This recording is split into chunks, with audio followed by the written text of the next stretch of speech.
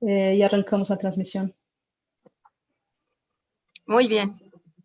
Entonces, está emocionante y está el día muy pardo y yo tengo poca luz aquí, perdone, pero... No, bueno. te escuchamos bien, que es lo más importante.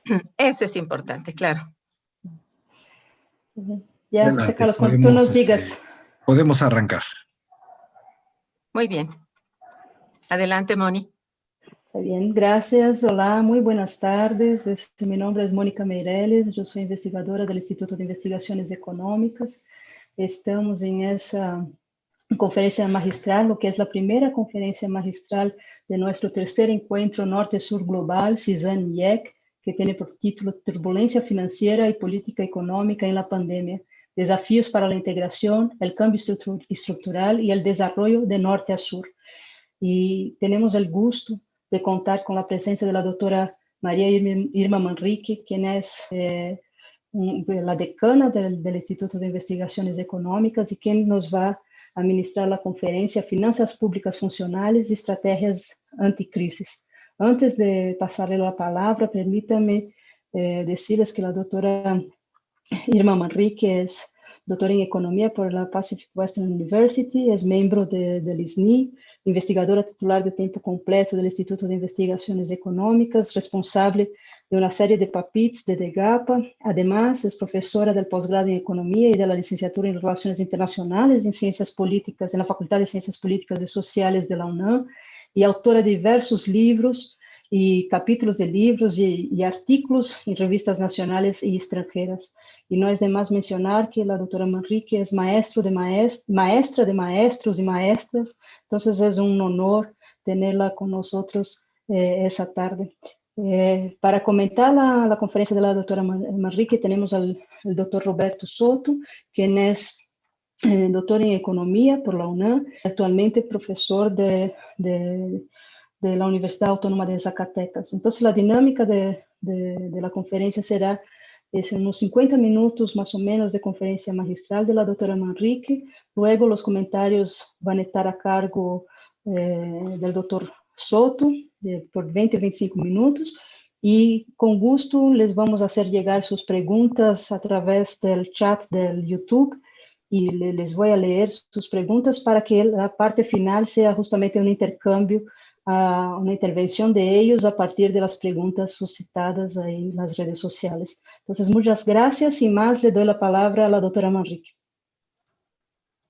Muchísimas gracias, Mónica. Es un honor estar con ustedes, particularmente en algo que se llama conferencia magistral, que hace mucha responsabilidad y bueno, me siento un poco nerviosa. De todos modos, lo hago con muchísimo gusto. El encuentro, yo tuve oportunidad de verlo un poquito porque estuve ocupada en la mañana, pero creo que será de mucho éxito en estos 3 días que se van a ocupar del encuentro. Bien, como anunció Mónica Meireles, esto se refiere a un tema que es por demás debatido a través de mucho tiempo, porque quien inventó las finanzas públicas funcionales fue un economista del tiempo propiamente de Keynes. En los años 40, él escribió, desde 41, escribió cosas acerca de su idea de lo que son las finanzas públicas, su idea de las finanzas públicas y que estas deberían ser finanzas públicas funcionales. Ahora mismo voy a tratar de leer un poco y explicar, si acaso en algunas partes, algo sobre precisamente cómo concibió las finanzas públicas funcionales. Antes que ello, hay que plantear un poco que al iniciarse este año de 2020, el desempeño de los mercados financieros internacionales presentó un contexto relativamente estable en medio de la incertidumbre y volatilidad que los caracteriza y la puja comercial existente desde entonces entre Estados Unidos y China, desde antes, por supuesto, situación condicionada a las expectativas de un crecimiento moderado, generalizado, a instancias de la banca central de los países desarrollados, cuyo propósito era reducir la tasa de interés y proponer medidas para generar la liquidez necesaria en los mercados con control de inflación. No obstante, todos sabemos y lo sentimos mucho, el COVID-19, difundido desde el mes de febrero, impuso cambios notables a esta situación, elevando las expectativas de riesgo que afectaron el comportamiento en los ámbitos de la producción, la distribución y acumulación en el sistema económico mundial, que se vieron impactados primero por el cierre de las fronteras físicas y posteriormente operando bajo libre convertibilidad por la fuerte reducción en los flujos de intermediación financiera. Es importante destacar la presencia del régimen de flotación libre de la paridad cambiaria del peso en México y la preeminencia de objetivos de inflación que están acompañados de la mayor disciplina fiscal, así como de la plena liberalización de las transacciones de activos financieros. Son aspectos que han contribuido en parte a un cierto aislamiento del primer impacto de los efectos de la crisis, que se suscitaron primeramente en el sector de producción de bienes y de la generación de servicios y posteriormente hacia el sector financiero. Todo esto en la actualidad significa para el mundo que el mundo enfrenta choques económicos significativos, la generalización del coronavirus, que es una disrupción importante de demanda como de oferta, hace muy difícil determinar qué tanto se afectaron la economía global, pero no hay duda de que el impacto es y ha sido avasallador. Por lo pronto, se han registrado episodios de turbulencias significativas en los mercados financieros globales, impulsados por un sentimiento de aversión al riesgo entre los inversionistas. La caída de los precios, en particular de las materias primas como el petróleo en algunos países como México, están causando deterioros notables en sus finanzas públicas, mismos que se aunan a condiciones de debilidades previas en su afán de equilibrio. La preocupación es cómo afrontar estas contingencias. En principio, los gobiernos deben estar preparados en caso de que el virus se expanda aún más o en forma más agresiva, y como emergencia de salud se deben fortalecer los sistemas de salud, aun si significa abandonar los objetivos de déficit y aumentar la deuda como porcentaje del PIB. Parece indispensable una política fiscal contracíclica, lo cual se justifica plenamente si se acompaña de políticas creíbles de ajuste fiscal para cuando haya concluido la contingencia. Además, reconocer que la política monetaria ha sido ineficiente para combatir este tipo de impactos, aun cuando ha sido restrictiva. Es sin duda el momento preciso para revalorar la visión cuyo principio es el de las finanzas públicas funcionales. Hablaré un poco de los debates ideológicos porque es el contexto que me ayuda pues a hablar a ustedes sobre estas finanzas públicas funcionales. Es pertinente recordar que durante los debates acerca de cómo solucionar la crisis de los años 30, surgieron importantes análisis que en el campo de la economía revolucionaron profundamente las estrategias e instrumentos de política económica y que sacaran al capitalismo de la inestabilidad, rescatando o cuestionando particularmente el papel del Estado, con la corriente keynesiana a la cabeza y particularmente después de la crisis subprime que estalló en Estados Unidos en 2008. Muchos análisis han puesto en tela de juicio la manera de hacer política económica en las últimas décadas. Samuelson, Friedman y Hayek, así como Krugman y Tortella, coincidieron en que en el trasfondo intelectual hay un choque entre argumentos económicos verdaderos y posturas políticas más bien controvertibles. Stiglitz, por ejemplo, acusa a los diseñadores de política que adoptaron políticas desreguladoras en la economía mundial y señala que estas son consecuencia de fuerzas ideológicas contrarias y los verdaderos intereses sociales. Pero un elemento común en todos ellos es la tácita inclinación hacia los postulados y las ideas keynesianas como alternativa eficaz para salir de la crisis. Con el advenimiento de los desequilibrios económicos que la economía mundial comenzó a registrar en las décadas de los años 60 y 70, los planteamientos para resolvernos, al igual que la filosofía keynesiana en general, a partir de los años 80, empezaron a ser muy cuestionados, siendo sustituidos por los argumentos de la nueva macroeconomía neoclásica o nuevo consenso monetario y por la nueva síntesis neoclásica y su corolario de última generación, la consolidación fiscal.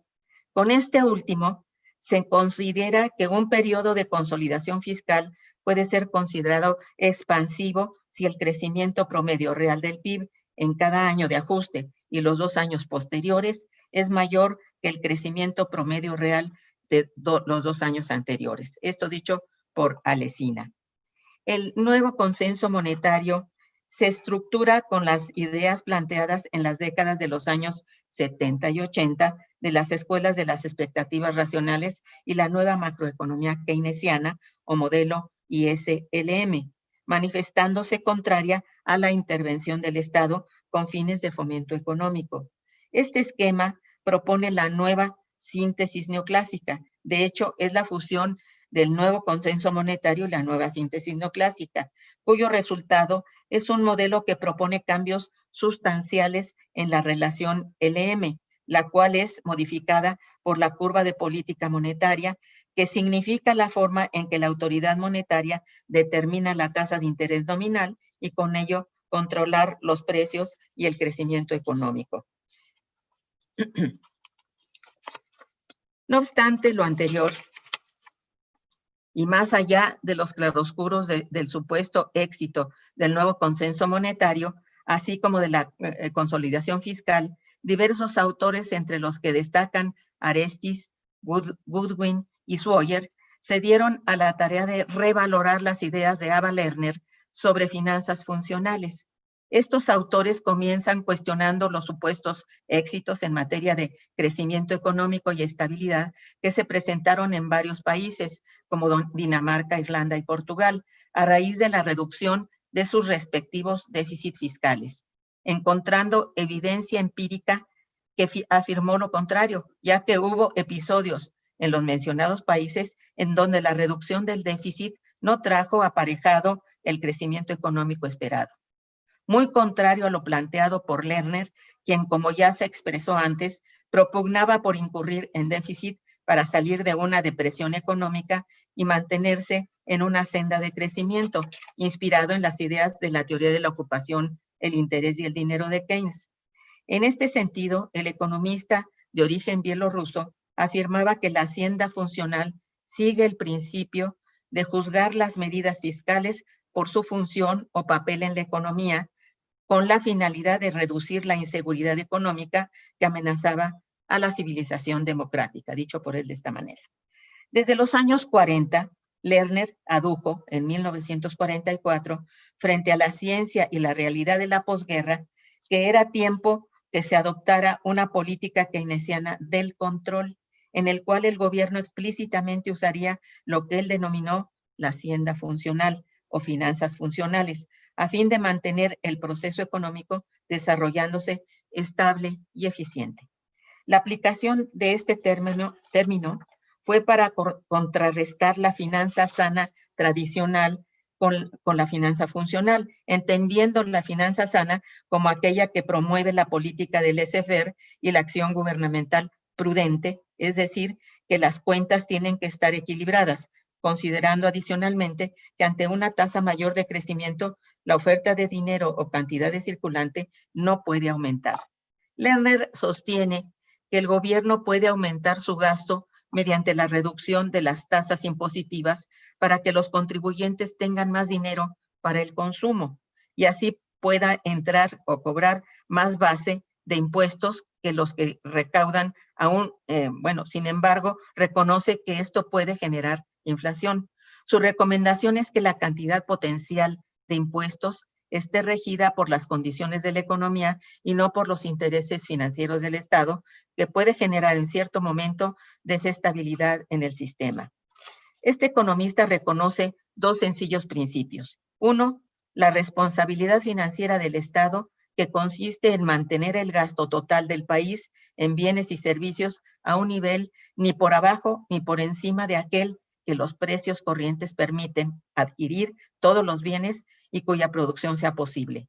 Si se permite que el gasto total sea superior a esa cifra, habrá inflación. Si se permite que sea inferior, habrá desempleo, perdón. El Estado, el número 2, el principio número 2 es que el Estado solo habrá de pedir prestado cuando sea deseable que el público tenga menos dinero y más bonos del Estado. Pues esos son los efectos de los empréstitos públicos. Cuando la tributación, el gasto, el endeudamiento y los préstamos o reembolsos de empréstitos públicos están regidos por los principios de la hacienda funcional, cualquier exceso de los pagos monetarios sobre los ingresos, si no puede cubrirse desatesorando, ha de compensarse con la emisión de nuevo dinero, y cualquier exceso de cobros sobre pagos puede ser destruido o destinado a engrosar el atesoramiento. En el libro Economía del Empleo de Lerner, escrito y publicado en 1951, resulta ser un texto muy pertinente para la coyuntura económica actual, ya que las lecciones que se desprenden de su lectura resultan aplicables al estado que guarda la presente crisis, particularmente cuando aborda la impertinencia de los dogmas ideológicos cuando se pone en práctica la política económica. Sus contribuciones más importantes a la ciencia económica muestran esa fuerte influencia keynesiana al dedicar sus esfuerzos a estudiar el control de precios en situaciones de pleno empleo. Sus estudios, ideas y expresiones se centran en percibir a profundidad a la sociedad capitalista. En el prólogo de su obra mencionada, alude al punto de vista necesariamente neutro que sugiere la posición del autor frente a los extremos. Plantea, ante todo, el rechazo a la manera como se estudia y enseña la economía, y argumenta en forma clara y objetiva por qué no hay que temer a la inflación al aumentar el gasto público cuando hay recursos ociosos.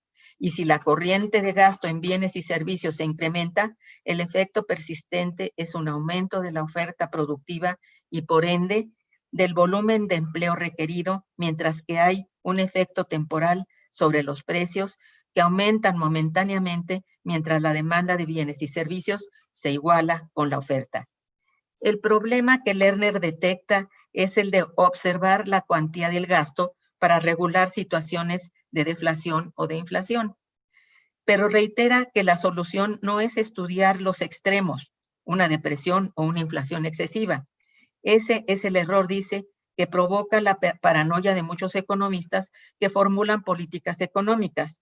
También es consciente de que existe una cota superior al gasto relacionada con la inflación, es decir, admite la imposibilidad del pleno empleo sin inflación. Esto significa que si bien la corriente de gasto en bienes y servicios debe aumentar para generar empleo, existe un punto donde es posible generar más empleo sin inflación. A este respecto, hace referencia al paro por deflación, cuando el nivel de gasto es insuficiente, y también al paro friccional, que no se puede eliminar aumentando el gasto sin provocar un incremento de los precios. A esa cota superior le llama alto pleno empleo. Afirma que el alto pleno empleo es el escenario de prosperidad al que puede aspirar una economía con una intervención deliberada del Estado. Sin embargo, es en el alto pleno empleo donde puede existir paro friccional por razones tales como la falta de competencia de los trabajadores, su inconformismo por los empleos ofrecidos o la asimetría informativa en el mercado que perturba las negociaciones contractuales entre empleadores y trabajadores. Lerner plantea que el Estado es el encargado de imponer un orden mediante acciones sociales que eviten la deflación y la inflación y procure el máximo beneficio para la sociedad bajo los principios de la libertad y la igualdad. En este marco es donde hace mención a lo que denomina hacienda funcional. La hacienda funcional es la política más realista porque procura lograr el alto empleo que regula el nivel de gasto requerido en el circuito económico y, por consiguiente, el volumen de empleo. Su propósito es evitar que la economía caiga en los extremos, como decía, de la deflación o la inflación. En su texto aclara que es imperativo diferenciar la hacienda funcional de lo que los obsesionados con el equilibrio llaman hacienda sana. Cabe recalcar esta diferencia porque la hacienda funcional que propone Lerner equilibra el circuito económico con medidas prácticas, mientras que la hacienda sana equilibra la balanza fiscal y se rige por criterios dogmáticos. Para Lerner, la hacienda sana cae en un grave error de composición. Los gobiernos que la aplican suponen que las finanzas públicas se comportan de la misma manera que las finanzas de un agente privado y enaltecen la situación del equilibrio presupuestal. El analista Vickrey, en 1999, comparte las ideas de Lerner y afirma que una de las grandes falacias del fundamentalismo financiero es el dogma de la hacienda sana, que ajusticia al déficit fiscal, acusándolo de ser un gasto perverso que va en detrimento de las generaciones futuras, cuyo legado será una menor dotación de capital. Vickrey, al igual que Lerner, rechaza categóricamente esta afirmación, señalando que se deriva de una falsa analogía con el endeudamiento de los individuos. En realidad, un desembolso de gobierno financiado con deuda pública, dice Lerner, aumenta el ingreso neto disponible de los agentes después de impuestos. Y si estos destinan ese ingreso adicional a la inversión privada futura, termina siendo la herencia real de las nuevas generaciones. Otro aspecto importante que Lerner trata en su libro es el de ciertas resistencias ideológicas que impiden la aplicación efectiva de la hacienda funcional. En su época observó 3 tipos de resistencias: la de los anarcocapitalistas, la de los anticapitalistas y otras resistencias, todas las cuales rechazan el efecto perverso del aumento del gasto público. Ante este y otros argumentos relacionados con los efectos en el comercio internacional sobre el tipo de cambio y la balanza comercial, considera que aunque lo tradicional es mantener un superávit en cuenta comercial, mantener una política de déficit no es necesariamente perjudicial para la economía. El superávit comercial hace posible que el excedente de exportaciones sobre importaciones se utilice para aumentar estas últimas, en su mayoría importaciones de bienes de capital. Esto significa que las exportaciones no son más que un medio para importar. Lo que Lerner sugiere es que un déficit comercial implica un aumento del acervo de capital de la economía, un aumento del ingreso nacional y un mayor volumen de empleo, sin necesidad de aumentar el consumo interno para hacer inversión nacional.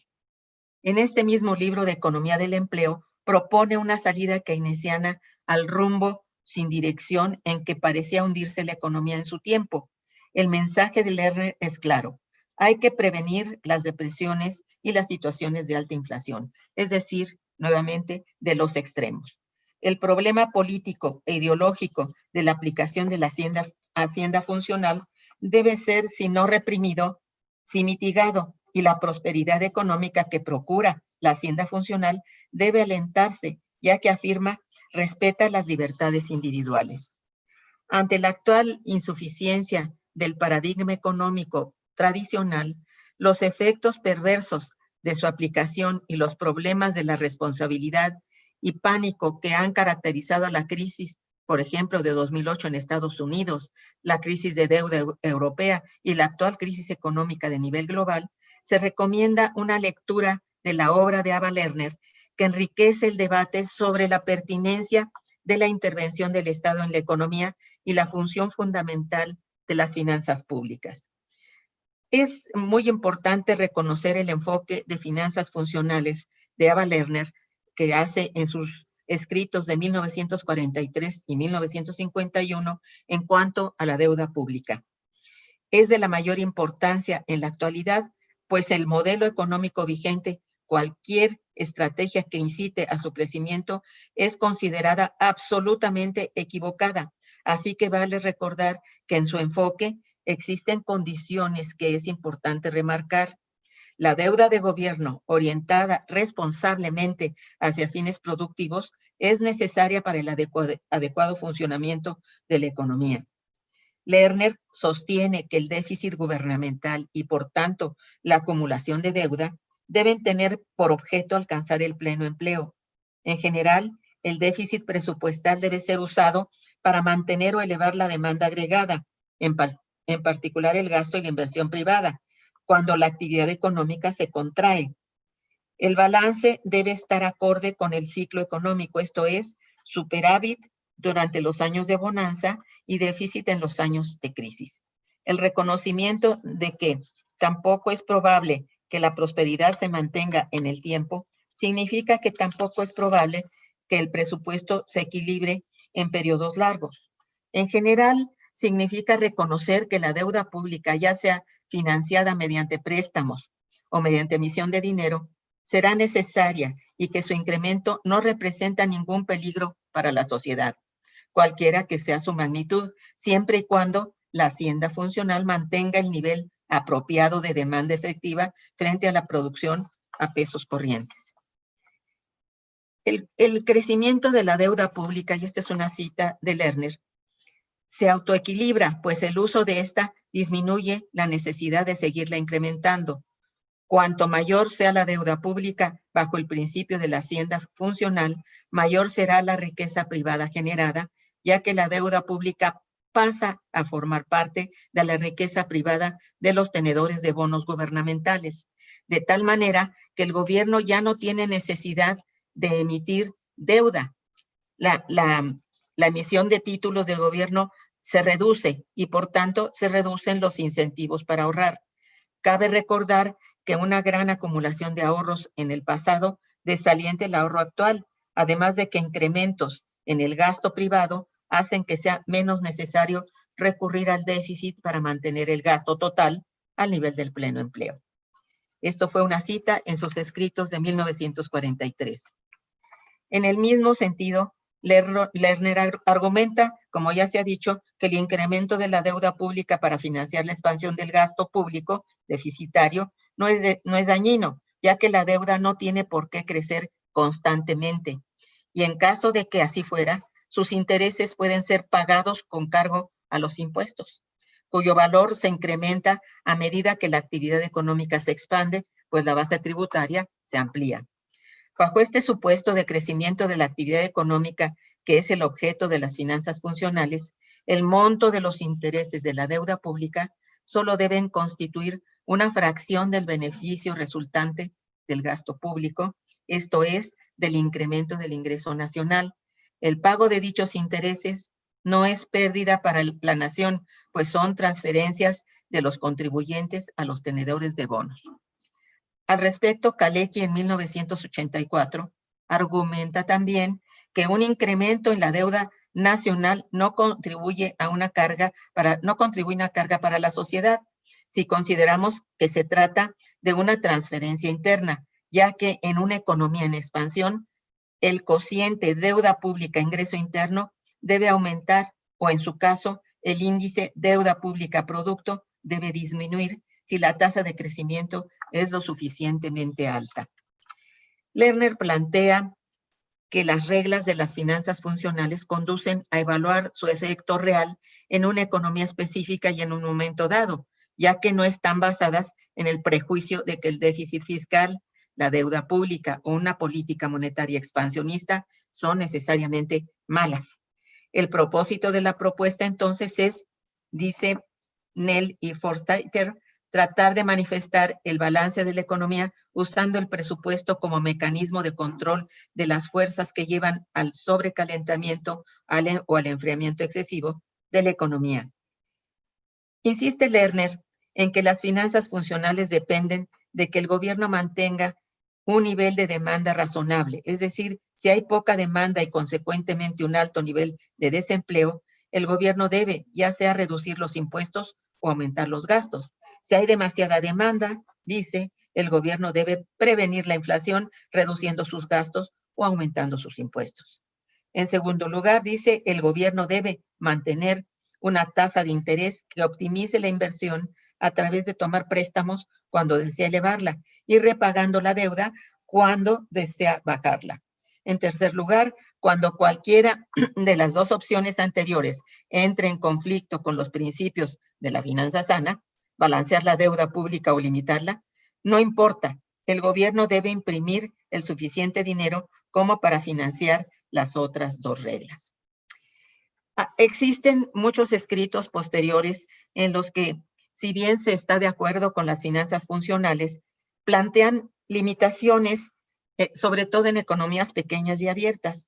Este es el caso, y es atendible la opinión de Alejandro Fiorito respecto a que el enfoque de las finanzas funcionales, originalmente pensado por Ava Lerner, para obtener con un manejo expansivo de la demanda y de la política fiscal objetivos de un alto crecimiento y del pleno empleo en países desarrollados, enfoque que se ve modificado por las condiciones particulares de una economía pequeña y abierta, ya que antes se requiere generar las condiciones de alivio de la restricción externa para ese manejo expansivo de la demanda. Por lo tanto, los objetivos de la política fiscal deben ser reorientados, pues las condiciones de dichas economías requieren ser modificadas para aliviar la famosa restricción externa al crecimiento. Para Lerner, el déficit fiscal o la compra de activos privados cumplen un papel central en el objetivo de atender las condiciones de la demanda de moneda por parte de los particulares que, teniendo o no empleo, no pueden por ellos mismos generar su propia moneda o impulsar una nueva demanda. Por ende, existe un nivel de gasto por el cual una economía alcanza el pleno empleo, pero al contrario de la convención económica instalada, y como nos ilustra la literatura keynesiana, este nivel de gasto no se logra automáticamente y es difícil de concretar. Para Lerner, este gasto de pleno empleo es posible de alcanzar únicamente por medio de la actividad pública y cuidando al mismo tiempo la inflación. En Economía del Empleo, citado, Lerner estipula 3 partes de instrumentos que tiene el Estado para lograr el nivel de gasto agregado de pleno empleo. En primer lugar, compra y venta de bienes con el sector privado. En segundo lugar, tributación y transferencia de dinero. En tercer lugar, endeudamiento y préstamos de dinero. Cada uno de estos instrumentos puede utilizarse de manera individual e independiente, lo que choca abiertamente con la visión de finanzas sanas, convencional, que define que cada par de medidas debe actuar de manera conjunta en la idea de obtener un presupuesto equilibrado. Frente a esta concepción de finanzas sanas, existe la plena convicción acerca de que debe buscarse siempre el presupuesto equilibrado y niega, por lo tanto, la posibilidad de que estos instrumentos mencionados puedan actuar independientemente por temor a la inflación de demanda. Esta concepción representa un objetivo en sí mismo, más que ser un instrumento para mantener el pleno empleo sin inflación. Lerner rechaza que dicho equilibrio fiscal sirva para el control inflacionario. De hecho, lo considera un sinsentido, sin que por ello el déficit fiscal sea una condición necesaria ni suficiente para combatirla. Respecto al objetivo de pleno empleo, Lerner propone 2 puntos de desempleo, uno de bajo pleno empleo, donde el único desempleo que resta es el llamado desempleo friccional, donde según Lerner se inicia la inflación, y otro punto en el que el desempleo es más bajo o alto pleno empleo, cercano al punto en que un mayor gasto generará inflación de salarios y precios. La explicación es que arriba de dicho punto, el poder de negociación de los trabajadores sería excesivo y los salarios comenzarían a crecer por encima del nivel de productividad del trabajo, implicando aumento inflacionario. Es importante mencionar que Lerner reconoce los problemas que implica la restricción externa, volviendo a la restricción mencionada por Fiorito, y establece que las situaciones posibles ante un déficit comercial prolongado puede ser 1, una depreciación de la moneda, 2, una recesión o 3, una deflación. Y en cuarto lugar, restricciones a las importaciones. Descarta que se pueda financiar indefinidamente dicha situación de déficit comercial y solo se podrá hacer por un tiempo. Y consideró que la mayor opción es la primera, es decir, una depreciación de la moneda, lo que significa que con una depreciación de la moneda se estaría evitando el problema de la restricción externa. Sin embargo, en una situación con tipo de cambio fijo, dice Dos Santos, un proceso inflacionario termina apreciando el tipo de cambio y haciendo caer la competitividad de las exportaciones del país en cuestión, tensando las expectativas de devaluación. Por lo mismo, las depreciaciones o las devaluaciones de la moneda no son capaces de mantener un nivel de empleo y con baja inflación. La transmisión hacia los precios internos luego de una depreciación resulta, como se ha visto en la experiencia, inexorablemente depreciación para la moneda interna. La nueva teoría monetaria, por sus siglas en inglés MMT, representada por los poskeynesianos Randall, Ray, Mitchell y otros, parece continuadora de estos resultados de Lerner, ya que sostienen que el hecho de que un país tenga moneda soberana emitiendo su propia moneda no implica que no pueda entrar en default de su deuda y que la composición de la misma entre deuda doméstica e internacional no debe ser considerada con cuidado. Con respecto a lo que decíamos que finalmente una depreciación afecta seriamente al mercado interno. En realidad, tener un tipo de cambio fijo puede conducir a un déficit de cuenta corriente y estar expuesto a interrupciones súbitas en los flujos de capital e intentar tener la mayor tasa de interés necesaria para evitar la fuga de capitales y lograr la estabilidad del tipo de cambio empeorará los desequilibrios tanto externo como interno. En resumen, estas reflexiones anteriores tratan de reformular el planteo original de Lerner, no para negar su validez de manera general, como lo hace la posición teórica convencional de las finanzas sanas, sino para recontextualizarlo en un marco de economías abiertas y pequeñas, en que la restricción externa condiciona todo el esquema. Así, las finanzas funcionales, entendidas como la actividad del gasto público para obtener pleno empleo de recursos y al mismo tiempo inflación baja, se encuentran limitadas en su formulación original por la famosa restricción externa.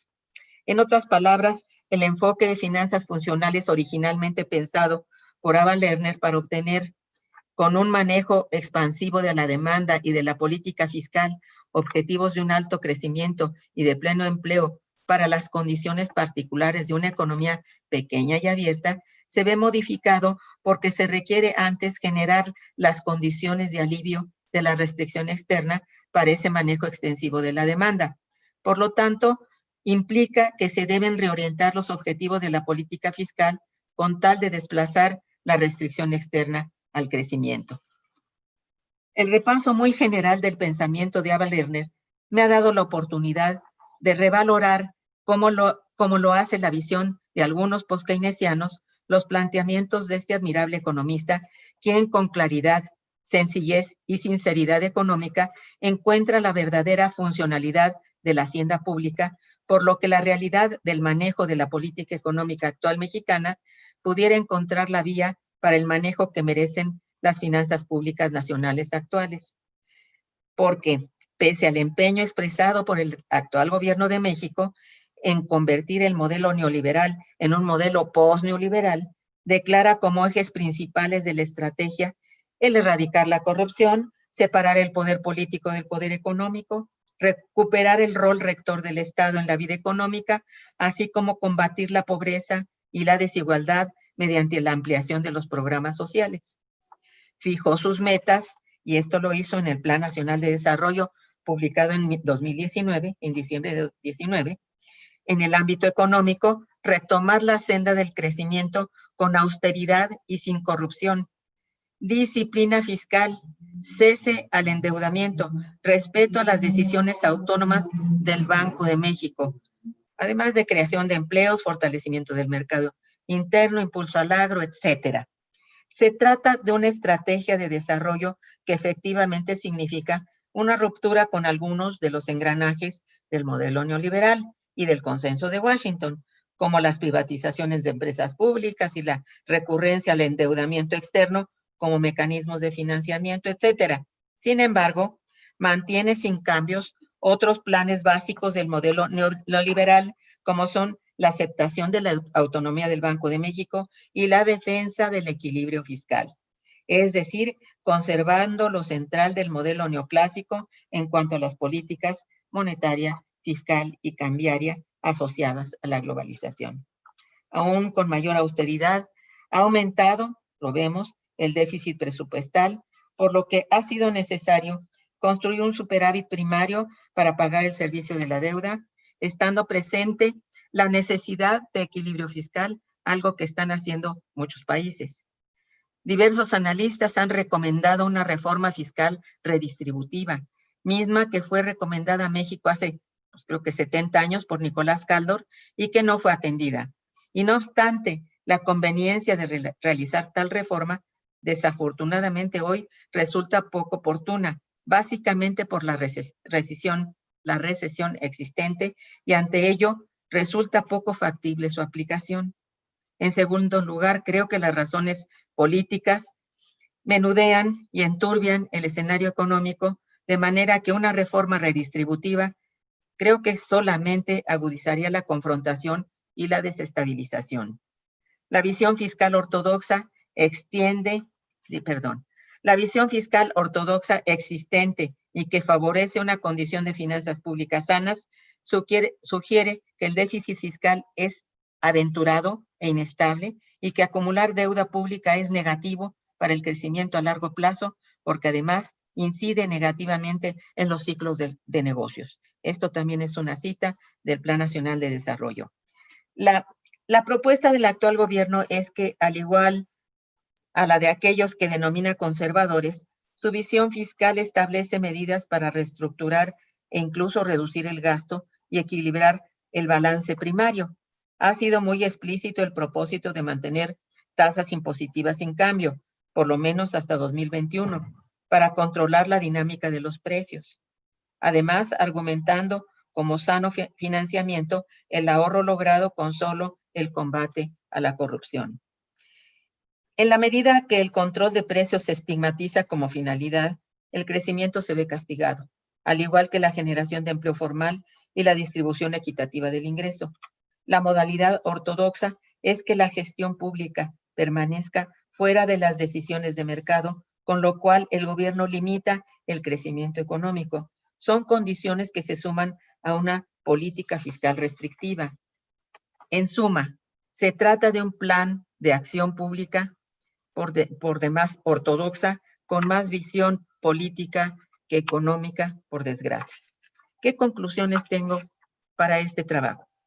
En primer lugar, la revalorización de la teoría de las finanzas funcionales, que se incluye de manera formal en las referencias teóricas por parte de la corriente post-keynesiana y contiene una lógica económica perfectamente factible en estos tiempos de crisis profunda de nivel mundial.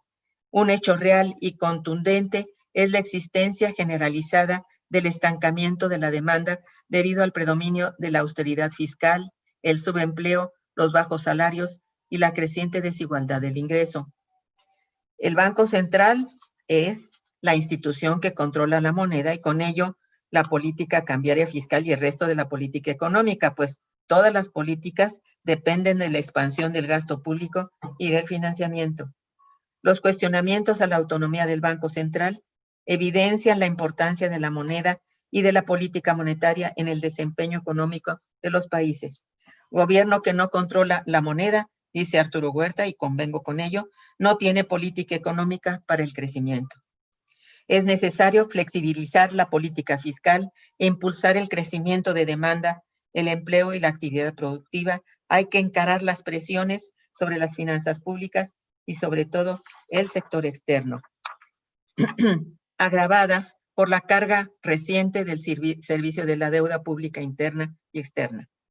El dinero es un monopolio público, es, en palabras de Lerner, una criatura del Estado, por lo que puede ser usado por este para satisfacer las demandas nacionales, es decir, transferirlo para incrementar la producción y el empleo. Un gobierno que tiene control de su moneda puede gastar tanta moneda como desee, tan pronto haya bienes y servicios para la venta, por lo que no necesita de impuestos para gastar, necesita recursos reales. Cita de Cherneva. La flexibilidad de la política fiscal debe ir acompañada de la flexibilidad monetaria que viabilice el aumento del gasto público y la disponibilidad crediticia. El gobierno puede colocar deuda sin necesidad de aumentar la tasa de interés si su política ofrece expectativas de crecimiento de la economía con baja inflación y confianza en torno al reembolso de la deuda. La pandemia sacó a la superficie, un conjunto de contradicciones que estaban presentes en la economía mundial, como la tendencia al estancamiento secular, la tendencia a la deflación y a la desglobalización de las economías. Lo más importante es que frente a las circunstancias de pandemia y crisis económica, el Estado debe instrumentar indefectiblemente mecanismos novedosos y audaces para su funcionamiento y abandonar la camisa de fuerza del equilibrio fiscal. Eso es todo. Muchísimas gracias. Muchísimas gracias, doctora Manrique. Yo creo que fue una excelente conferencia. Sin más, le paso la palabra a nuestro comentarista oficial, Roberto Soto. Por favor. El doctor Roberto Soto, quien es profesor de la Universidad Autónoma de Zacatecas, cuenta con 20-25 minutos para hacer sus comentarios y luego vamos a una sesión de intercambio con ambos, pues con preguntas y respuestas a las preguntas que van surgiendo aquí en el chat del Zoom y en el YouTube con los que nos están acompañando desde el YouTube. Entonces, sin más, Roberto, somos todos tuyos.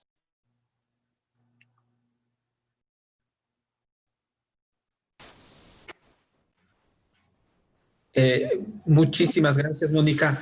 Es un gusto saludar a la doctora Irma Manrique, a la maestra Irma Manrique, maestra, porque pues, nos ha enseñado mucho durante todo este tiempo que la hemos conocido desde 1995. Al menos tengo el gusto de conocerla desde 1995 en el Instituto de Investigaciones Económicas. Entonces, es un gusto y un orgullo comentar su conferencia magistral y gracias a las organizadoras, a Mónica Meireles y a Claudia Maya por la invitación. Sin más, bueno, yo preparé una presentación a partir de lo que me enviaron de la ponencia de la doctora Irma Manrique, pero dado que ella hizo una excelente presentación teórica de las finanzas funcionales, lo que quiero presentar ahorita es... ¿Ya se trabó?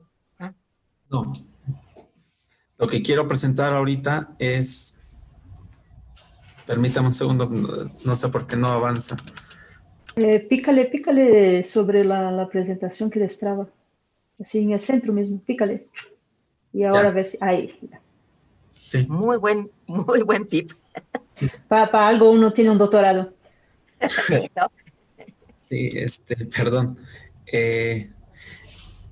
Voy a girar la presentación tratar de aplicar esa parte teórica que la doctora Manrique nos expuso en su conferencia magistral y mi plática va a girar en estos cuatro puntos: escenario mundial del crecimiento, el panorama nacional, porque lo voy a aplicar como la doctora Manrique terminó hablando del contexto nacional, el contexto nacional de México y cómo buscar la reactivación económica basado en algunos postulados lernianos, le llamé yo, y que nos permita alcanzar crecimientos sostenidos y de largo plazo. En algún momento de su intervención la doctora Manrique nos decía que si era posible esos crecimientos sostenidos y de largo plazo, es posible cambiando el tipo de política como lo han hecho países del sudeste asiático, y hacemos referencia básicamente a tres, ¿no? Vietnam, China, Corea, Singapur, 4 países que han tenido crecimientos sostenidos y largo plazo, en particular Vietnam y China. Entonces, de ahí gira la plática que hace referencia a la ponencia de la doctora Manrique. Entonces, dicho lo anterior, ¿Cuál es el contexto en el que nos situamos hoy en día? Pues hoy en día nos situamos en este contexto. El PIB mundial realmente no ha tenido crecimientos muy importantes. Si lo vemos en esta gráfica, desde los 90 hasta el año 2008, su crecimiento ha girado entre el 2 y el 4%. Después hemos tenido una caída de casi menos 2% a partir de la crisis subprime que se dio en los Estados Unidos y que afectó obviamente al resto de las economías. Una crisis de corte especulativo. A partir de esa crisis, obviamente hubo un rebote en el 2010, pero si ustedes observan, nuevamente nos situamos del 2010 al 2019 en los volúmenes de crecimiento entre 2 y 4%, es decir, yo este periodo le llamo un crecimiento estancado, nos estancamos entre el 2 y el 4%. Entonces, ¿qué es lo que se hizo para alcanzar ese crecimiento o ese poco crecimiento durante prácticamente del 1990 al 2019? Bueno, es una economía de corte muy neoliberal. Pero si ustedes observan, esto también es interesante, observen esa tendencia. La tendencia desde el 2017 a la fecha ya era una tendencia de decrecimiento. La línea amarilla es lo que se supone que va a decrecer la economía 2020, el pronóstico, y la línea roja, en los casos que voy a presentar, es el pronóstico que se tiene de crecimiento al 2021. Entonces, según el Fondo Monetario, vamos a tener un crecimiento superior prácticamente al 5%. Entonces, ese va a ser el rebote. Pero quitando 2021, que no somos brujos, realmente la economía mundial ha crecido del 2 al 4%, se ha estancado en ese contexto. ¿Qué pasa con las economías desarrolladas, con los países fuertes que nos debe de interesar? Pues Alemania tampoco ha tenido grandes crecimientos. De 1990 tuvo un crecimiento casi del 6%, pero a partir de ahí ha tenido muchos altibajos. La crisis del sistema monetario internacional, del sistema monetario europeo, 1993, escenarios de crisis en el 2003, escenarios de crisis obviamente en el 2008, escenarios de crisis 2012, 2013, o estancamientos caídas, recesiones 2012, 2013, y nuevamente, al igual que la economía mundial 2017, tiene una tendencia a la baja a partir de esos años. Y bueno, ya viene la crisis del COVID. Muchos autores nos hablan de que la crisis COVID lo único que hizo fue desencadenar explotar la crisis que ya se venía desde el 2017, pero hay que recordar una cosa: la crisis económica es una crisis de este periodo, es una crisis sobre diseño, es decir, las economías pararon de forma, digámoslo así, automática, decidieron parar, por eso son crisis llamadas de diseño, no es una crisis ni monetaria, ni es una crisis fiscal, ni es una crisis económica, ni bancaria, ni de ningún tipo, sino son crisis de diseño. Entonces, la economía alemana se pronostica que va a decrecer 6% en el 2000 y va a tener un rebote aproximadamente de 4%, es decir, está en el promedio de crecimiento, en el punto alto de lo máximo alcanzado de la economía mundial, es decir, solo 4%. ¿Qué pasa con la economía norteamericana? Pues es todavía un poco más escandalosa porque tiene altibajos muy importantes. Su crecimiento máximo, el pico, es del 5% y de ahí para abajo. Y nuevamente a partir del 2017-2018 tiene tendencias decrecientes. Entonces, ¿qué pasa con ese tipo de economías? Vean el decrecimiento que tuvo la economía norteamericana a partir de la crisis subprime, aproximadamente 3%. Pero en todo esto, por eso es importante destacar, en todo esto siempre hay excepciones, y la excepción es China.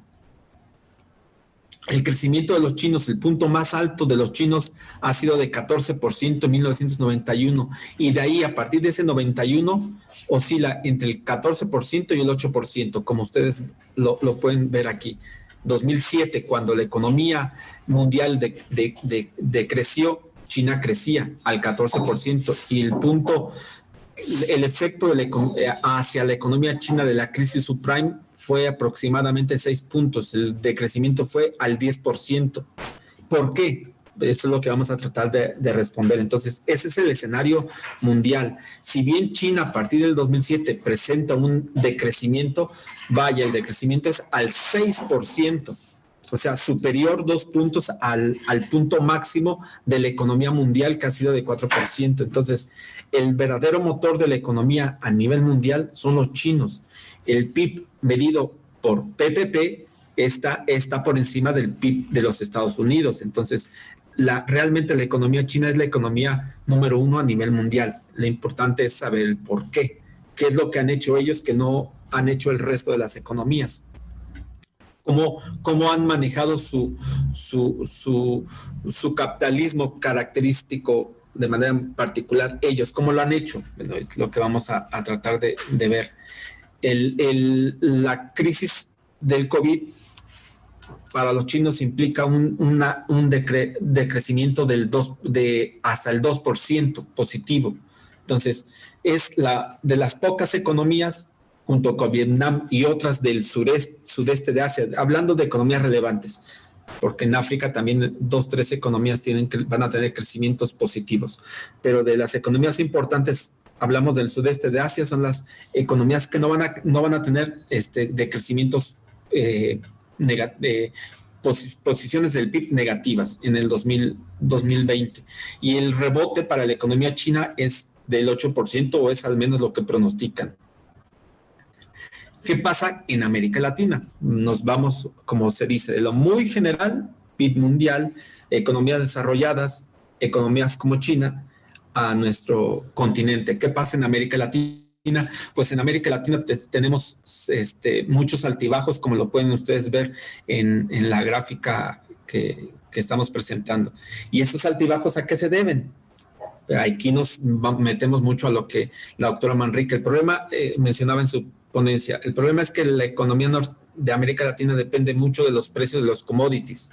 Entonces, si el precio del cobre es alto, el Chile crece. Si el precio de la carne es alta, Argentina crece. Si el precio del trigo crece, Argentina crece. Si el precio del petróleo crece, Venezuela y México crece. Y si el precio del litio crece, Bolivia crece. Si el precio del gas natural crece,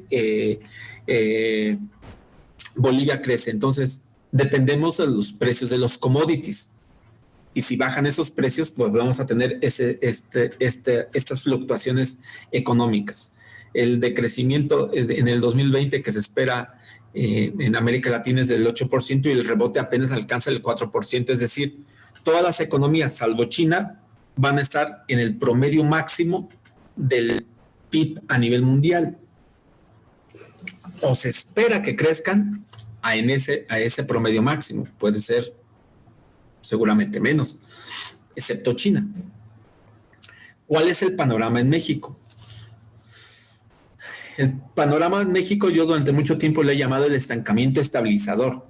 Prácticamente estamos estables, pero estancados.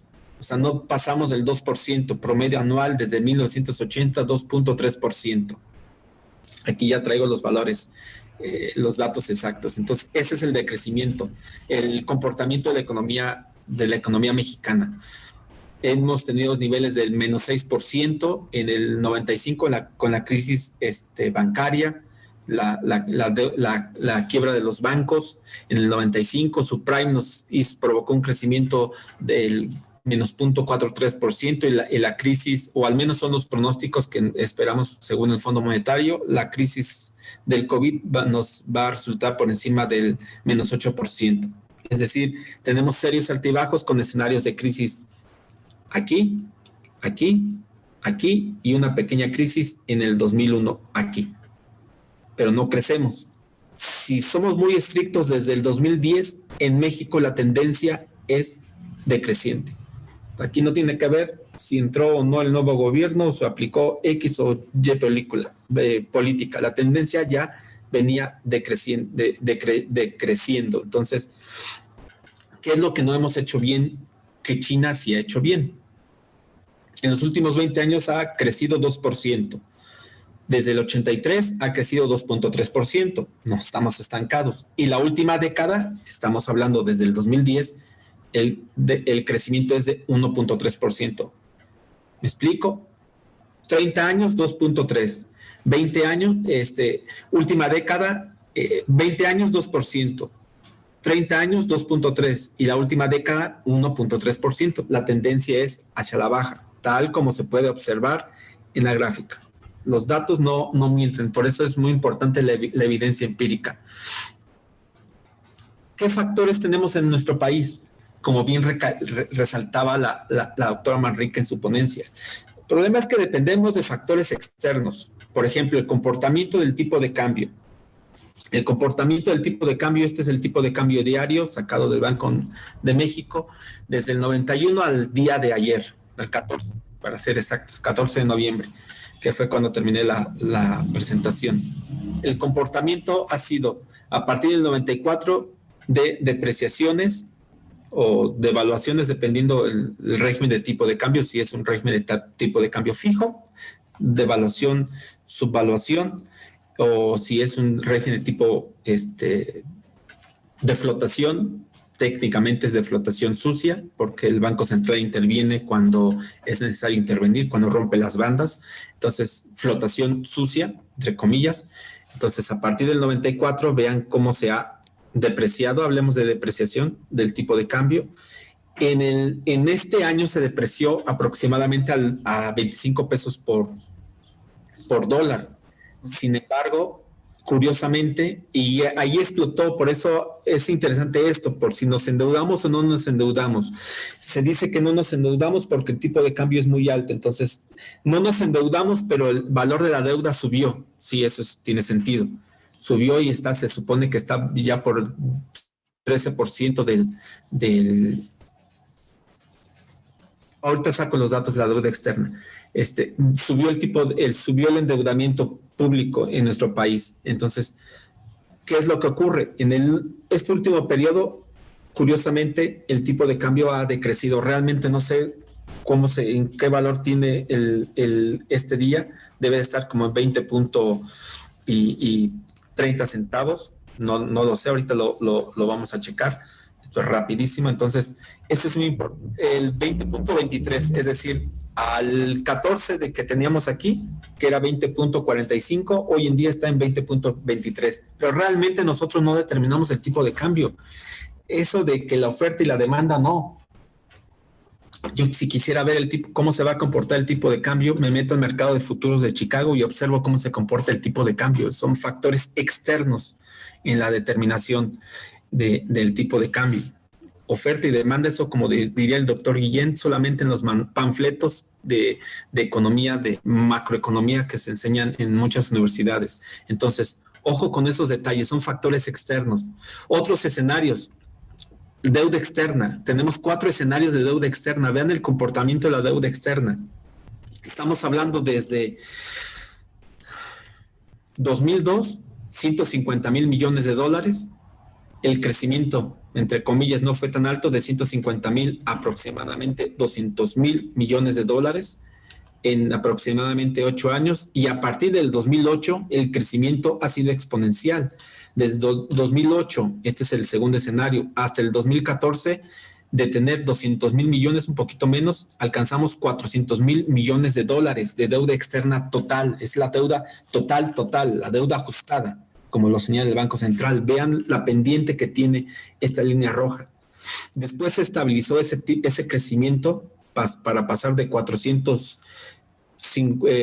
casi menos de 450,000 millones de dólares a 2019, 450,000 millones de dólares. Curiosamente, del 2019 a la fecha, el endeudamiento ha disminuido. Esto también es interesante. El endeudamiento estaba por encima de 450,000 millones, ahora está por debajo de los 450,000 millones. Perdón que no sea exacto, pero bueno, la tendencia, vean la tendencia. Aquí lo importante es la tendencia. Entonces son 4 escenarios de deuda externa, de la deuda externa en nuestro país. Tenemos tipo de cambio creciendo y en los últimos en este último año es muy atípico porque pues por factores exageradamente externos subió el tipo de cambio, pero en teoría se está estabilizando. La deuda externa en 2019-2020 en teoría, en la práctica ha disminuido, aunque vean la tendencia ha sido de crecimiento exponencial. Esta gráfica, bueno, no la diseñé yo porque nunca he encontrado yo los precios del petróleo en una serie larga, pero es interesante cómo se ha comportado el precio del petróleo a nivel internacional. Eso es el precio de futuros. O sea, yo me meto al mercado de futuros porque pues es donde me interesa saber el precio hoy, mañana y pasado mañana. Ese es el comportamiento de tener en el 2011 un valor aproximadamente de $100, por encima de $100. Hoy en día tenemos un precio del mercado de futuros de $41 el barril, es decir, ha bajado $60. Vean la dependencia que tenemos en nuestra economía. ¿Cómo aplicar las finanzas funcionales cuando tú tienes factores externos que no controlas? Realmente no estás controlando el tipo de cambio. El tipo de cambio lo determinan el mercado de derivados de futuros y opciones en Chicago. El precio de los commodities, de cualquier commodity, no solamente estamos hablando de México. Este es el precio, bueno, hablé de los commodities, obviamente, es el precio del barril de petróleo. Y en el 2000, como ustedes saben, alcanzó valores negativos, pero ojo, son los contratos. De hecho, en teoría en México no va a afectar mucho esta caída de los precios del petróleo. ¿Por qué? Porque nosotros firmamos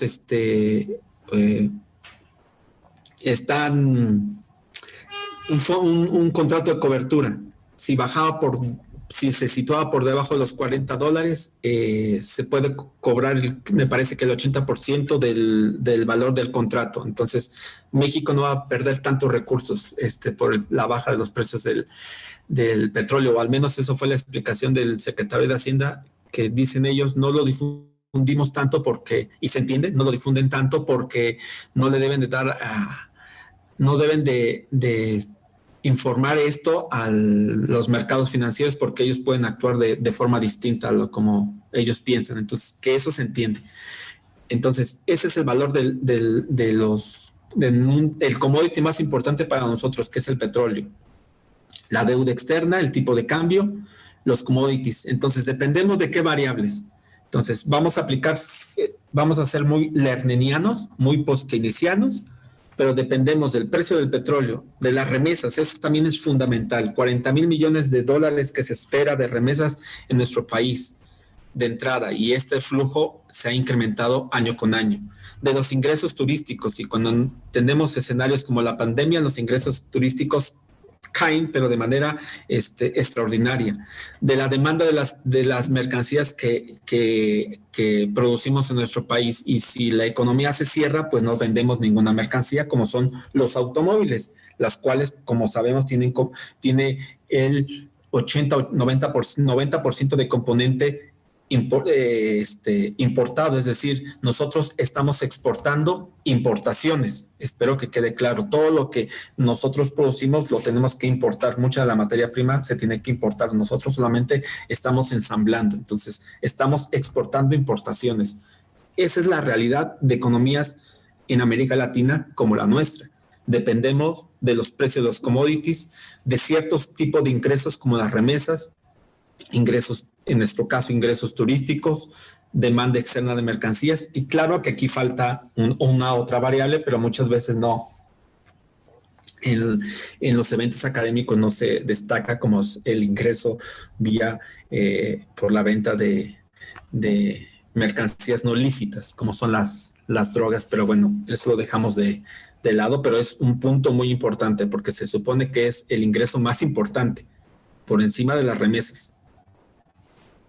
Bien, crecimiento sostenido y largo plazo. Roberto, 2 minutitos, por favor. Sí, ya, de hecho voy a acabar. En la conferencia anterior hablaban de la banca de desarrollo, pues, ¿cómo vamos a tener un crecimiento sostenido y largo plazo si tenemos una banca de desarrollo que no presta? ¿Me explico? Esto era cuando había banca de desarrollo, esto era cuando había financiamiento público. Por encima del 30%, hoy está por solamente por encima del 5%. ¿Qué pasa? Somos economías maquiladoras, ensambladoras, no hay encadenamiento productivo, estamos muy financiarizados, tanto el sector público como el sector privado, dependemos de las importaciones, no hay banca nacional, toda la banca es extranjera, las operaciones que se realizan son operaciones intrafirmas, ya sean empresas financieras o no financieras. Nos metimos al escenario de la sustitución de importaciones. Tenemos un sistema productivo muy heterogéneo, empresas nortes que crecen, empresas norte del país y sur que no crecen, y tenemos una economía con subempleo, empleo informal, el salario está deteriorado, no alcanza para nada, eso nos dice el índice de tendencia laboral. La banca privada, que también se había expuesto en la sesión anterior, la banca privada realmente no está prestando porque no es su función la banca privada prestar. Aquí están los datos, aquí están. La banca privada solamente se dedica a especular con productos derivados. ¿Qué pasa? Tenemos un problema y lo destacó la doctora Manrique, una autonomía del Banco Central, desmantelamiento de la banca pública, el cambio en el papel tradicional de la banca privada que se comprueba con esta gráfica que está aquí. Esto no alcanzo a leer. Financiamiento a través del microcrédito. Aquí el microcrédito pues está entrando en juego. Lo que ocurre es que el crédito es caro. Es muy caro el crédito en nuestro país, es decir, la función del dinero, ¿cuál es el papel del dinero en la economía? Necesitamos, para poder crecer, necesitamos crédito, público o privado, el que sea, pero necesitamos crédito, pero es caro. Sí existe, pero es caro, demasiado caro para las condiciones actuales. ¿Qué nos dicen las finanzas funcionales? Con estas últimas dos gráficas termino. Pues necesitamos un Estado que tenga una banca de desarrollo, realmente una banca de desarrollo pública que dé financiamiento, pero esto es interesante, para inversión productiva, no para otra cosa, sino para inversión productiva, que genere empleo productivo. Y sobra decir que sea empleo con salarios dignos, que permita tener un sistema de pensiones adecuado, que ya lo destacamos en la plática anterior. Entonces, esos tres eslabones son fundamentales. Las finanzas funcionales entran en esto: financiamiento, inversión y empleo. Y aquí la participación del Estado es fundamental, solamente que ya vimos cuál es la característica que tenemos en México y en el resto de las economías de América Latina. Entonces, siguiendo los conceptos lernianos, eso lo acabo de inventar, se debe aumentar el gasto público, productivo, que genere efectos multiplicadores, valor agregado y encadenamientos productivos. Una política impositiva que en primera instancia sea efectiva, es decir, que cobre impuestos. Y segundo, que permita cobrar más a los que más tienen. En mi opinión personal, lo que está haciendo este gobierno es la primera parte, aplicando una política que cobre impuestos a los que nunca pagaban. Y ojo, porque eso sí ha funcionado. Nadie puede decir que en el gobierno actual no se está cobrando los impuestos. Ahora sí se están cobrando los impuestos. Falta la segunda parte. Es decir, aumentar los impuestos a los que más tienen, en especial a las actividades financieras, que es muy importante. Debe aumentar el crédito productivo, tanto público como privado. Es decir, quitémonos la idea ortodoxa. Aquí requerimos, para que haya inversión, se requiere el crédito, tal como se ha destacado durante los últimos años en algunos investigadores en el Instituto de Investigaciones Económicas. Y uno de los objetivos es, evidentemente, crear empleo productivo. Pleno empleo siguiendo los postulados post-keynesianos, tal como lo destacaba la doctora Irma Manrique. ¿Se puede aumentar el gasto público o más bien se debe reorientar? Esos son cuestionamientos. Esta última lámina para mí son las láminas de los cuestionamientos. Se puede aumentar porque en la exposición de la doctora Manrique siempre se habló de aumentar el gasto público, aumentar. Yo diría, ¿es aumentar? Y son preguntas para ella, así que me reservo el derecho de preguntar primero. ¿Se debe aumentar o se debe reorientar? Lo que yo tengo lo puedo reorientar, no necesariamente debo de aumentarlo. Por ejemplo, en salud y en educación, por ejemplo, contratando más maestros y médicos. Nos dice el gobierno actual que van a contratar o que ya contrataron aproximadamente 50,000 médicos. Eso está bien. y se supone que en los siguientes años van a otorgar becas a médicos para que se especialicen.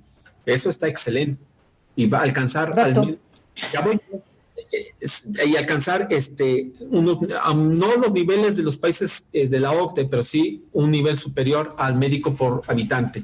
Los últimos puntos, este es el problema central, Banco Central Autónomo. ¿Realmente ayuda a que tengamos un Banco Central Autónomo con visión ortodoxa? Pagar 27 mil millones de dólares de intereses de deuda externa promedio anual desde 1997, a partir del 97.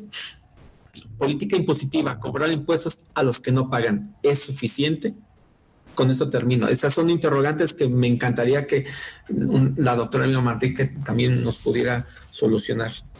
Gracias y perdón el retraso de un minuto.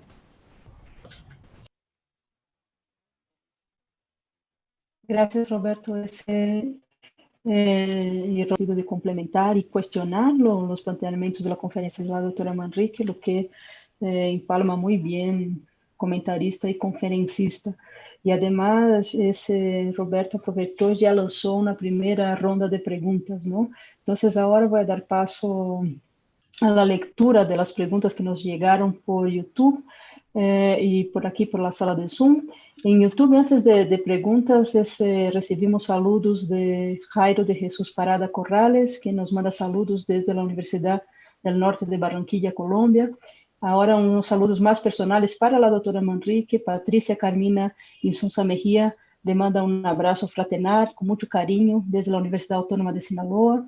Y ya entrando en el campo de las preguntas, la misma Patricia Carmina pregunta para la doctora Manrique, ¿qué ha cambiado en la política fiscal ahora con la administración pública del actual gobierno? Una segunda pregunta es de parte de José de Jesús Bermúdez, quien pregunta a la doctora Manrique, ¿cuál es el papel de la economía del dinero bancario en las finanzas funcionales? Aurora Marcial Flores pregunta también para la doctora Manrique. Primero agradece la excelente conferencia. El discurso inicial del presidente, así como el contenido del Plan Nacional de Desarrollo, se dejó claro que no se recurría a la deuda. Sin embargo, el Programa Nacional de Financiamiento, emitido casi un año y medio después del iniciado el sexenio, sí contempla el endeudamiento, con límite máximo y constante de hasta 70% del PIB durante lo que resta del presente sexenio. En efecto, a principios de este año hubo una importante emisión de deuda pública. ¿Cuál es su opinión y lectura sobre esa contradicción o corrección del discurso del manejo de la deuda? Entonces, además de esas tres preguntas y de las preguntas anteriores hechas por Roberto, yo quisiera también plantear una pregunta, aprovechando que tengo la palabra, ¿no? Y algo que tuvo presente también en parte de los comentarios de Roberto, que es excelente la discusión y recuperar el pensamiento de Lerner para poner un contrapunto a lo que es la hegemonía de las finanzas sanas o de la hacienda sana y de la austeridad, ¿no? Que un poco es la guía de las finanzas públicas, del manejo de las finanzas públicas que vemos a lo largo y ancho de nuestro subcontinente, ¿no? Entonces, con frescor vemos las aportaciones de las finanzas funcionales y de los autores de las modernas teorías del dinero endógeno, ¿no? Y entonces, de alguna forma, descriminalizar el déficit fiscal, la deuda pública, la política monetária expansionista, o sea, que son ideias e planteamentos que foram demonizados em el momento neoliberal anterior e por la teoria neoclássica, ¿no? De orientação neoclássica. Então, las finanzas funcionales viene como esa ráfaga de aire en ese ambiente tan castrado por las finanzas sanas o por la lógica de las finanzas sanas, ¿no? Pero las finanzas funcionales están amarradas justamente con la discusión del pleno empleo. Y pensando en economías como las nuestras, ¿no? Economías periféricas, dependientes, además de la restricción en balanza de pagos, que la crítica de Fiorito, que fue mencionada y que Roberto también toma, la discusión del pleno empleo no tendría que más bien ser adaptada para una discusión de desarrollo. O sea, no nos sirve mucho tener pleno empleo con los niveles de productividad y de salarios que tenemos hoy en América Latina, ¿no? Entonces, ese sería mi cuestionamiento, ¿no? ¿Cómo hacer, cómo traer las enseñanzas de las finanzas funcionales a ese contexto tan específico como el nuestro, ¿no? Entonces, sin más, le paso la palabra a la doctora Manrique. Hombre, qué amable. Estoy aquí a las preguntas primero de Mónica. Bueno, a ver, poner un poco en orden esto, porque definitivamente el traer a mención y, bueno, desde luego, recordar el planteamiento en su momento y con sus condiciones en que vivió Ava Lerner, me parece que era hasta mucho más atacado que hoy podría serlo.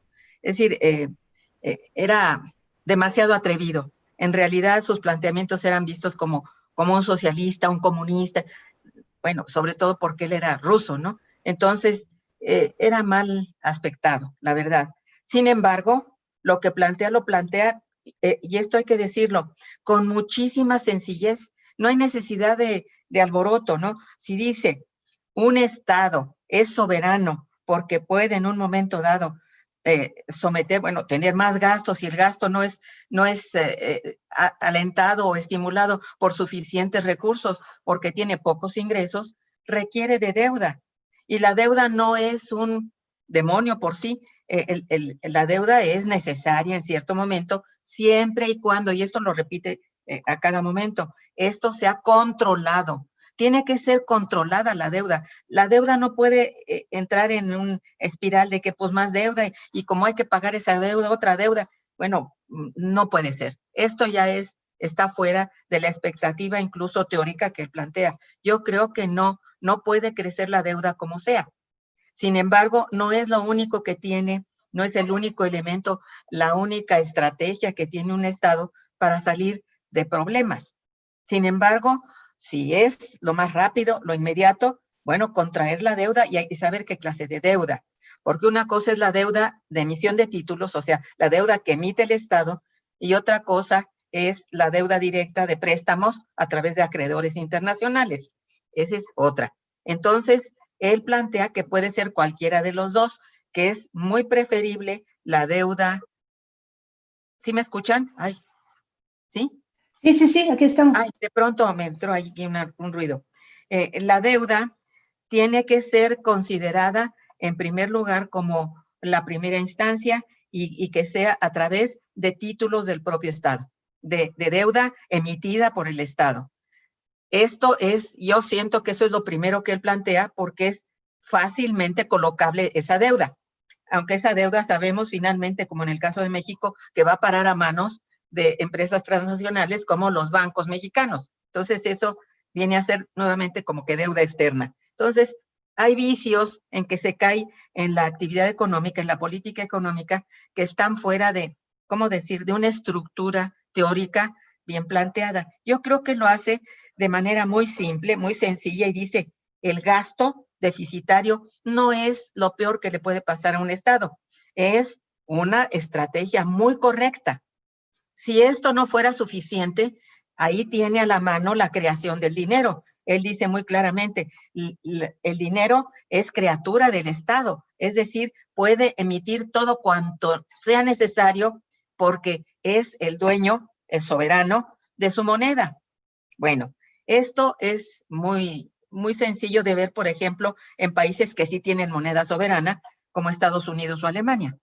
Pero no es sencillo de ver en la mayoría de los países que tenemos una banca central autónoma y no tenemos soberanía del dinero. Entonces, esto un poco contestando, antes que nada, también a Aurora, que dice que, bueno, la deuda contraída a través de dinero, o sea, de emisión monetaria, pues no sé, algo, vuelvo con ella porque ya no recuerdo bien la pregunta, pero para ser concretos, la expansión monetaria, la expansión de la política monetaria está prohibida en una ideología con un modelo de acumulación como el que comportamos, para ser rápidos, ¿no?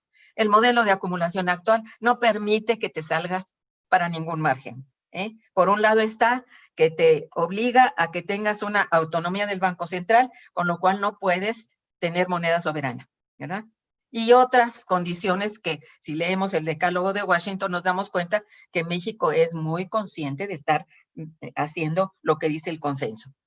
Casi ningún país lo hace, pero aquí sí, ¿verdad? Aquí hacemos a pie juntillas lo que se negoció con el consenso. Entonces, esto tiene bueno, aprisionada realmente la condición de estrategia estatal o de políticas públicas que puedan sacar adelante a la economía, bueno, sin tanto brinco y sin, digamos, molestar al Fondo Monetario, al Banco Mundial, porque desobedecemos en cierto momento. Y bueno, ahí tenemos a los castigadores, que son las calificadoras, que van a empezar a castigarnos con calificaciones muy bajas y somos economías de riesgo. Entonces nos quitan un punto que ha sido nodal para el avance, si es avance, ¿verdad? O para la supervivencia de la economía mexicana, que es la inversión extranjera.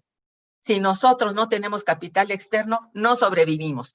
Si nosotros tenemos mala calificación, no podemos ser motivo de préstamos, de ninguna manera. Entonces, no podemos ir contra el aval, que es la calificadora, que no nos va a permitir ni emitir más títulos de deuda, ni endeudarnos con préstamos con acreedores internacionales. No se puede fácilmente porque te baja la calificación. Bueno, ¿en qué momento sucede que este país que no tiene, parece que decía Roberto, como el 70%, creo que hasta el momento no ha llegado hasta 60% del PIB, el endeudamiento? Es así de pavor que sea del 60% cuando muchos países, no solamente desarrollados, sino no desarrollados, pasan del 100% con relación al PIB. Entonces, bueno, esto es como que nos estamos creando nuestros propios fantasmones y no podemos seguir adelante con nada porque parece que pisamos callos para todos lados que nos movamos. Eso de veras depende de una decisión de Estado, de políticas del Estado que sean congruentes entre sí. Si no están integralmente concebidas, no podemos tampoco avanzar. Si no consideramos que son ejes principales tanto la política monetaria como la fiscal, no estamos bien. Si estamos concediendo que la política fiscal vaya a la saga de la política monetaria porque se aumenta impuestos y se endeuda, todo esto es inflacionario, entonces va en contra del la principal meta de la banca autónoma, que es no inflación, estabilidad de precios. Bueno, a ver, ¿quién dice que esto es lo único y lo máximo? Es una falacia. Y esto está comprobado ya por muchos analistas, no voy a entrar en esa discusión, lo sabemos todos. Se dice que no podemos hacer de nuestra economía algo que moleste, en primer lugar, a las instituciones multilaterales y de financiamiento internacional, como es el Fondo Monetario y el Banco Mundial, que son ante todas cosas los cuidadores de los acreedores privados internacionales. Entonces, estamos encerrados en una condición en que no podemos dejar de tener capital externo porque es con lo que vivimos, es lo que entra para regular la balanza de pagos, y esto tiene décadas de ser así. O sea, no podemos decir que esto es nuevo, no. Hace mucho que el capital externo, las entradas de capital externo son las que regulan el equilibrio de la balanza de pagos. Bueno, ¿quién dice que esto tenga que ser así siempre? Bueno, mientras conservemos un modelo de acumulación en el que no podemos ser dueños de veras de unas estrategias de desarrollo propias, pues seguiremos igual, porque estamos ahorita en un modelo que es con maquiladoras, que son las que sostienen, según esto, la exportación y la entrada de divisas al país. Todo esto sabemos que es perfectamente falso. Yo creo que esto no nos ayuda y es el principio de todos los males. Si nosotros observamos, por ejemplo, la hacienda funcional, esta pues se ve de pronto, no podemos decir que pueda aplicarse con todas las limitaciones con que sobrevive el modelo mexicano. Y no digamos que es el único, pero es el modelo de acumulación que tiene, la referencia, que está con base en la ideología neoclásica. Bueno, no vayamos tan lejos. Entonces, respetando eso, pues no podemos avanzar a ningún lado. Hay muchas críticas, hay muy buenas referencias de los postkeynesianos, hay de veras escrito mucha tinta de por medio en donde estamos convencidos que sí se puede repensar, por ejemplo, la política fiscal. Y esto, ¿cómo es repensarla? Bueno, es que la política fiscal no puede seguir siendo esa, en que no podemos entrar en deuda porque hay un déficit en gasto público, no podemos emitir más dinero porque lo tiene, la máquina la tiene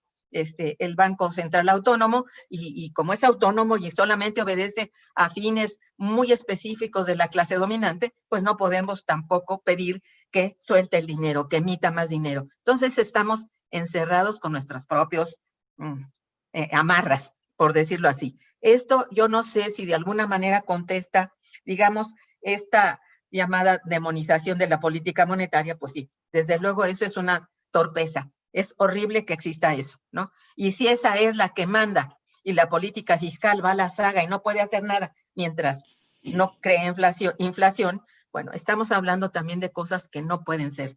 En este momento, por ejemplo, no se puede hablar de inflación. Sí hay inflación de ciertos productos y muy importantes, pero no es un proceso inflacionario que debiera alarmar. Estamos más bien en condiciones de estancamiento, de deflación. Esta es la generalidad y es en todo el mundo. Entonces, estamos con fantasmones, como decía hace un momento, que no podemos lidiar con ellos mientras no comprendemos que estamos encerrados en un modelo que ordena que la política monetaria y la fiscal, que son ejes de la política económica, estén abrochados uno al otro, pero particularmente con interés de que la política monetaria mantenga el rigor de que ni hay más emisión ni permite deuda. Yo creo que esto no es así. No sé si un poco contesta lo que tú decías, excelente. Por favor, Mónica. Excelente, doctora Manrique. Yo iba a sugerir que si le demos la palabra a Roberto 5 minutitos y después 5 minutitos regresamos con usted con una última pregunta que está aquí en el chat. Entonces, Roberto, hasta 5 minutos de... Bueno, con todo gusto, claro. De comentarios y réplica a la doctora Manrique, y si quieres entrar a comentar alguno de los temas, hasta 5 minutos, por favor. Sí, gracias, Mónica. Voy a ser breve. Yo creo que uno de los puntos más importantes que nos arroja las finanzas funcionales, pero que es difícil aplicar en nuestro caso, es el siguiente, y tiene que ver con el Banco Central. Nosotros tenemos un Banco Central que se reformó, si no me equivoco, en 1993, igual da lo mismo, 93, 91, no recuerdo, y donde se alcanzó su autonomía, y su objetivo único es el control inflacionario. Entonces, dicho lo anterior, a pesar de que los libros de texto nos dicen que el Banco Central es el banco de bancos o es el banco del gobierno, no funciona como el banco del gobierno. Solamente su único objetivo es el control inflacionario y no permite generar las condiciones para aumentar la inversión, aumentar el empleo, aumentar el crecimiento. Dicho lo anterior, como no tenemos un banco central que permita alcanzar crecimientos sostenidos y de largo plazo y con ello un desarrollo humano equitativo, sustentable, hay que agregar siempre esas palabras, pues difícilmente se pueden aplicar otro tipo de políticas que no sean de corte ortodoxo. Entonces, como no podemos financiarnos con nuestro propio banco, nos queda solamente el camino de la deuda. El problema de la deuda es que, en mi opinión, ya estamos sobreendeudados. Vean, por eso presenté esa gráfica de la deuda, no presenté la gráfica de la deuda con respecto al PIB, porque la deuda con respecto al PIB, tiene razón la doctora Manrique, es del 36%. No la puse, pero ahorita me metí en lo que ella platicó, me metí al Banco Mundial y vi el porcentaje. Es del 36%. se dicen, siempre decimos en clase, bueno, es que siempre hay que comparar las variables en términos reales, o sea, términos relativos, la variable con respecto a otra. Pues en este caso no, en este caso es importante sacar el endeudamiento, y el endeudamiento tiene una tendencia creciente, endeudamiento externo. Entonces, en el endeudamiento externo dependemos, ¿de qué vamos a depender?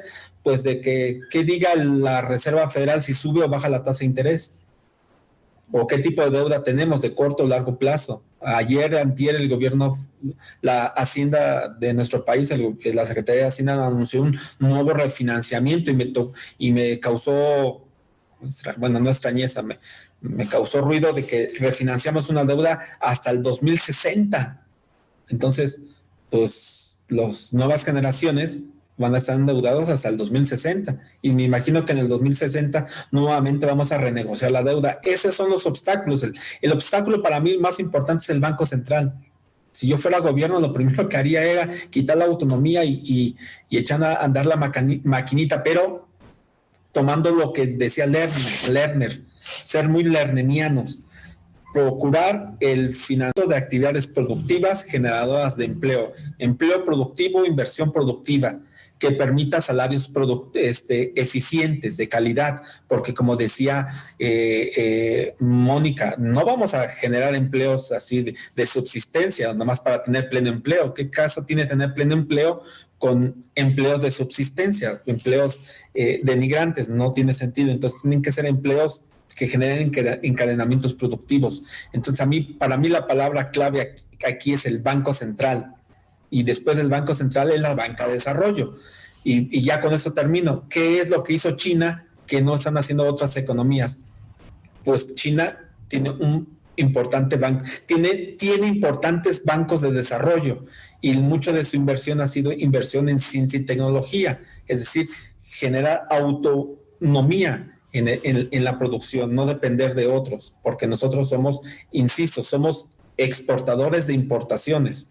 Entonces no podemos ser solamente exportador de importaciones, no podemos ser solamente maquila, tenemos que ser algo más que maquila. Entonces, ser economías altamente productivas con un banco de desarrollo, bancos de desarrollo. En la sesión anterior, pues realmente no tenemos banco de desarrollo, tenemos un Bansefi, un Banco de Bienestar, un Banobras, que es el que da financiamiento a los estados. Por eso se explica que ese banco sea el más grande, y Nafin y Bancomex, que anteriormente le prestaba a las transnacionales, curiosamente, ¿no? Entonces, tenemos que tener banco de desarrollo importantes, banca central, efectivamente, que no tenga solo como objetivo. No estoy diciendo que el control inflacionario no sea importante, estoy diciendo que no solamente debe ser su único objetivo, sino que hay 3 variables: empleo, inversión y crecimiento. Entonces, banca de desarrollo, banco central, y con ello sí nos permitiría salir de este hoyo en el que nos encontramos desde hace décadas. No es en este periodo, sino es desde hace décadas. Punto. Excelente, gracias Roberto. Tenemos 2 preguntas más para la doctora Manrique en el YouTube. Entonces le voy a dar paso a la lectura de las preguntas y luego le regreso la palabra a ella, y con eso encerramos nuestra sesión de la conferencia magistral de hoy, ¿no? Entonces pregunta Jairo de Jesús Parada Corrales: ¿cuál es la limitación en las finanzas públicas funcionales para países en desarrollo que no tienen soberanía monetaria? Y yo agregaría incluso eso, pensando en países en desarrollo que sí tienen soberanía monetaria, pero que sus monedas están muy abajo en la pirámide de monedas que es la jerarquía del sistema monetario internacional, ¿no? Monedas que no tienen esa accesibilidad y aceptabilidad tan importante de las monedas fuertes, ¿no? Entonces, países que sí tienen emisión soberana de moneda, pero que esas monedas no tienen circulación internacional tan importante. Y, por último, finalmente, nos pregunta Yolotil Flores, por YouTube también, para fomentar el crédito privado, además de la banca de desarrollo, ¿se debería volver a nacionalizar la banca transnacional actual en México? Entonces, con esas 2 preguntas, le regreso la palabra a la doctora Manrique, y con eso encerramos nuestra actividad de esa tarde. Doctora Manrique. ¿No te escuchamos? A ver. Ya, ya. Ahora sí, Perfecto. estaba quitando el unmute. Todas son muy difíciles. Me llevaría, creo que otra conferencia aquí. Y francamente, bueno, le debo una respuesta a Aurora. Aurora, hablaba sobre la deuda. ¿Me puede repetir la pregunta, por favor, rápidamente? No la oigo. Sí. Ahora sí. Con todo gusto, sí. A ver, diga.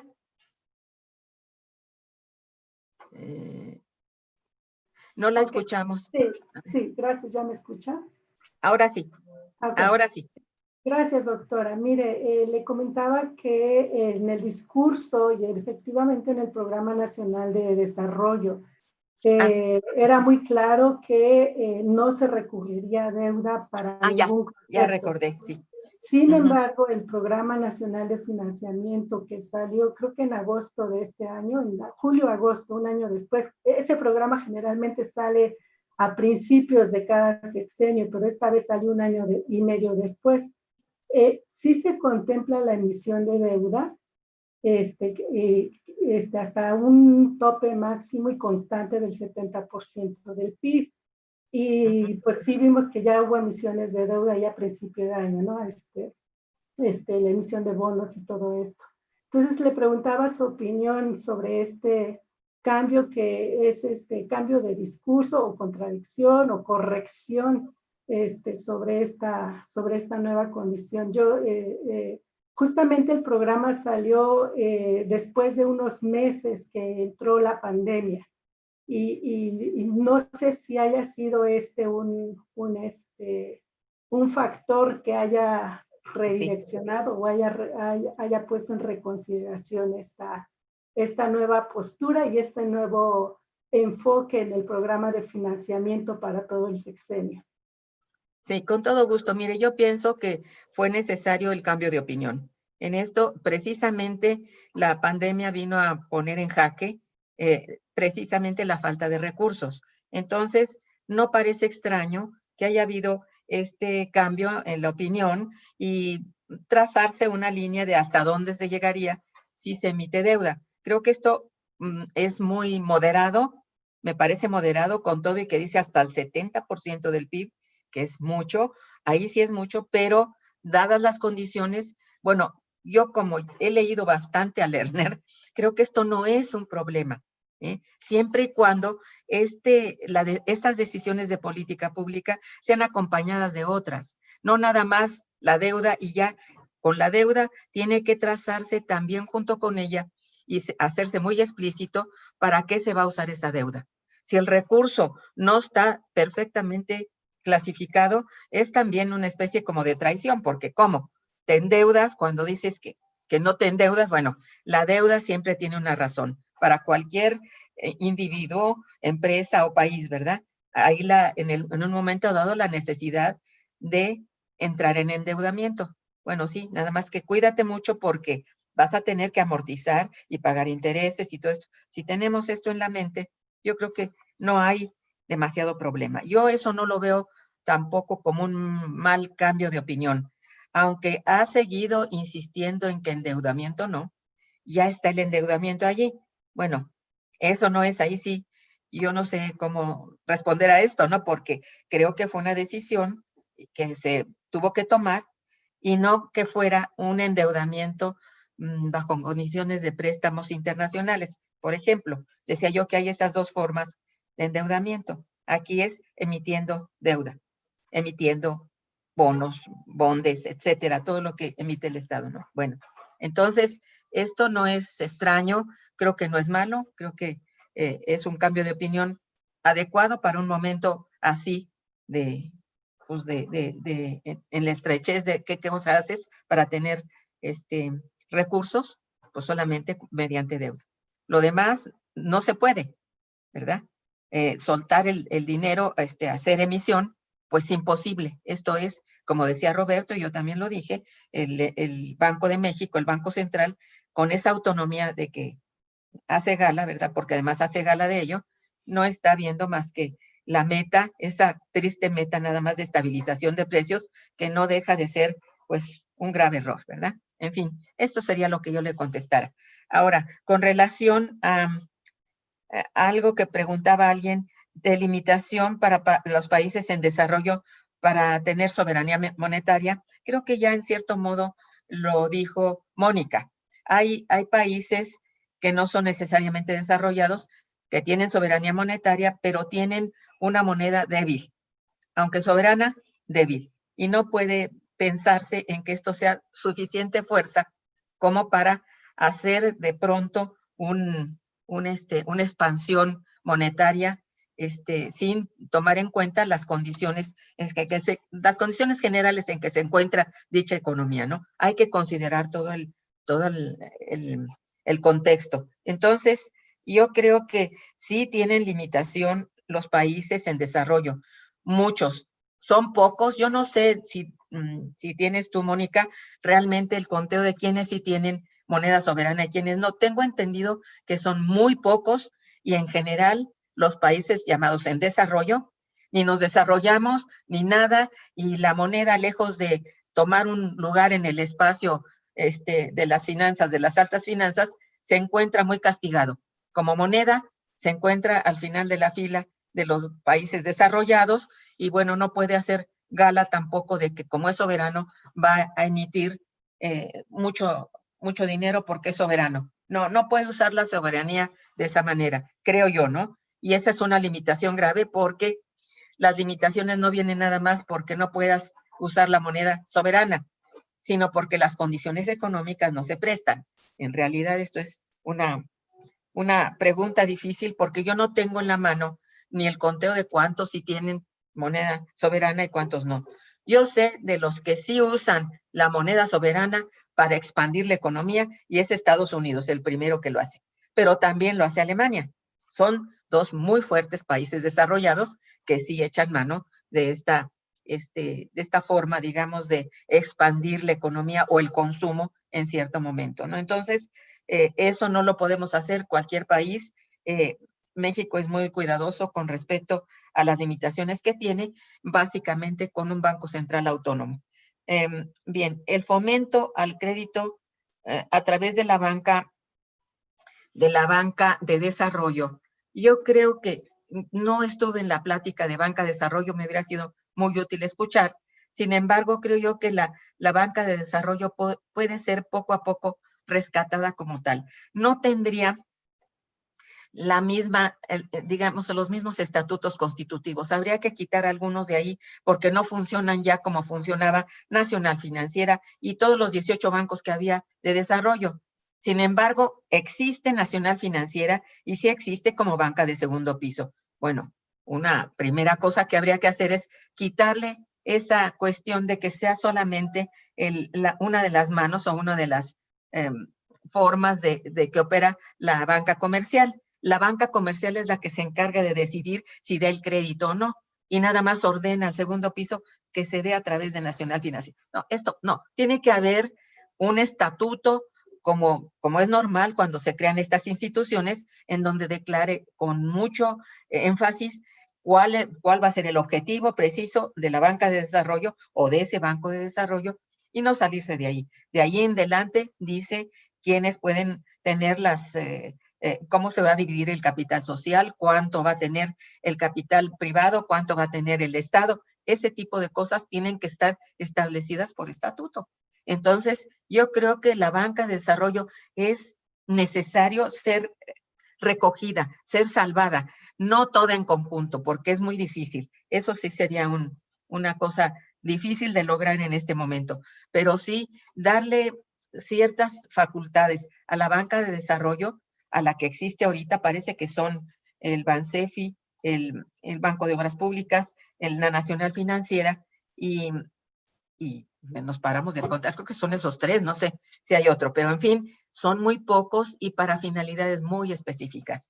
Está bien que exista un banco en donde se le pueda propiciar crédito a la gente de bajos recursos o incluso a la gente que no tiene ni siquiera empleo. Bueno, esto ya es un subsidio que corre a cargo de un gobierno que decide mandar cierta cantidad o ciertos recursos para este tipo de gasto que sería social, ¿no? Créditos así a la palabra y esas cosas. Bueno, pues está bien siempre y cuando haya los bancos que realmente se dediquen al desarrollo. Estamos hablando de desarrollo económico, de hacer que este país marche, primero creciendo y luego viendo por el desarrollo, porque no es lo mismo uno que otro. Entonces hay que primero pensar qué tanto, aquí dice José de Jesús Bermúdez, que la banca de desarrollo representa el 4%. Bueno, pues es muy poquito, ¿verdad? Es un porcentaje muy bajo. Esto es cierto y tendría que haber la posibilidad de que esta banca operara de veras a todo lo que daba, por ejemplo, antes cuando eran los bancos llamados nacionales, que era la banca de desarrollo. Sí hicieron un papel muy importante, cumplieron un papel muy importante, aunque finalmente el crédito fue poco a poco, sobre todo las instituciones fueron cayendo en lo que caen generalmente, de proporcionar crédito no necesariamente a la industria, que este era el punto, ¿no? No fue para la industria. Ya desde hace 35 años no está dedicado a la industria. La industria es lo que menos importó a partir de los años 80. Entonces, no, pero sí debiera ser un punto en que cómo pensamos crecer y sobre todo mantener el crecimiento mediante puntos de desarrollo. Hay un gran debate en torno a lo que es el desarrollo y la teoría del desarrollo. A mí me gustaría mucho hablar de eso, pero no estoy de veras en este momento bien informada como para hablar sobre ello. Yo diría que sí es necesario pensar en que la banca apoye al desarrollo. Primero, al desarrollo agrícola o agroindustrial. Debiera apoyarlo. Esto creo que es algo que se puede. Hay algunas industrias que habría que rescatar, algunas industrias que fueron en un momento dado importantes, incluso en la exportación, y que, bueno, cayeron en desgracia en el momento en que ya no fueron importantes y no tuvieron ni financiamiento. Entonces, financiamiento a estas empresas nacionales que están ansiosas realmente de reiniciar, de hacer el ejercicio de avanzar para una industria determinada. Puede ser cualquiera la que se le ocurra a uno, de manufactura, puede ser como en el principio del desarrollo, digamos, del desarrollo, perdón, sustitutivo de importaciones. Esto ya no podemos volver atrás ni con estos mismos principios. Tenemos una realidad diferente, yo creo que una realidad hasta angustiosa, en que sí habría que pensar en que algo que es importantísimo de rescatar son las formas de financiamiento, pero dirigidas a la producción, dirigidas de veras a levantar lo que es la economía interna nacional. Ya si esto tiene excedente para exportar, pues sería maravilloso, pero habría que pensar en el mercado interno, sobre todo levantarlo. Y esto sería ya un principio para mi punto de vista, ¿no? Y que sí creo que pudiera hacerse a partir de una banca de desarrollo un poco más robusta, digamos, no solamente a partir de estos cuantas instituciones que están ahí sobreviviendo, ¿no? Esto es lo que pienso, ¿no? Hay otra pregunta sobre el fomento del crédito a la banca, a la banca transnacional, que si la banca transnacional pudiera volver a ser nacional, no lo sé. Y no sé si esto fuera realmente un punto en el que debiéramos pensar en este momento, aun cuando sí creo que lo que no está presente es la regulación financiera. Y la regulación financiera debe empezar por regular a la banca, regular a todos los intermediarios financieros, incluso aquellos que hasta por ley no están tampoco en posibilidades, sino no están obligados a estar controlados, por ejemplo, por la Comisión Nacional Bancaria y de Valores. No están controlados, no exhiben nunca ya sus balances ante la comisión. Entonces, esto es grave. Decir que tenemos intermediarios financieros o banca en sombra, ¿verdad? Pues es muy grave porque es el avance irreductible de la financiarización. Entonces, de esto también hablan mejor otros compañeros que están estudiando y trabajando sobre estos temas, pero creo yo que esto es un grave momento en que no podemos tanto dar el lujo de que regresar la banca que se privatizó y sobre todo se extranjerizó a ser banca nacional. Yo creo que no. Pensar en que estas instituciones, sobre todo las de desarrollo, que están poco a poco levantando, podrían ser un principio de financiamiento interno. Y este es el que necesita este país. Yo creo que sí, ¿no? Hasta allí lo dejo. Perdón, Mónica, sí me extendí. ¿Alguna otra pregunta? No, yo creo que ya estamos sobre el tiempo. Tengo que regresar a la plataforma a José Carlos. Entonces, bueno, hay 5 minutos. Si quiere alguien más, no sé. Yo creo que también ya hemos cubierto todas las preguntas del chat. Ya hemos cubierto todas las preguntas del chat y del YouTube. Y tengo realmente que regresar a la plataforma ahora. Quisiera agradecer muchísimo a la doctora Manrique por la conferencia, a Roberto por los comentarios, a todos los que nos acompañan aquí en la sala del Zoom, que son participantes del tercer encuentro Norte-Sur Global, a los becarios y sobre todo al apoyo técnico brindado por el Instituto de Investigaciones Económicas a través de Lester y de José Carlos. Entonces, muchísimas gracias por posibilitar esa sesión que fue muy enriquecedora para la discusión de qué medidas anticrisis se podrían adoptar o no. Entonces, una vez más, muchas gracias, que tengan bonita tarde, y antes de despedirme, quisiera invitarles a que sigan acompañando las actividades del tercer encuentro. A las 4 de la tarde vamos a tener la mesa, nuestra mesa 2, que es Sur Global y COVID-19, respuestas y acciones de las naciones en desarrollo. Y el día de mañana arrancamos a las 10 de la mañana con la mesa 3, iniciativas alternas, solidariedad y cambio estructural para pelear la desigualdad en la pandemia. Muchísimas gracias por su asistencia y participación, y que tengan todos bonita tarde. Moni, una pregunta. ¿Es con el mismo código que entramos? ¿Con el que entramos así aquí? Así es. ¿Sí? Ah, bueno. Sí. Entonces, gracias. Muchas gracias. De nada. Muchas gracias, doctora Manrique. Bonita tarde a todos. Buena tarde para todos. Gracias, Roberto. Un saludo. Chao. José Carlos, si ya quieres cortar la transmisión.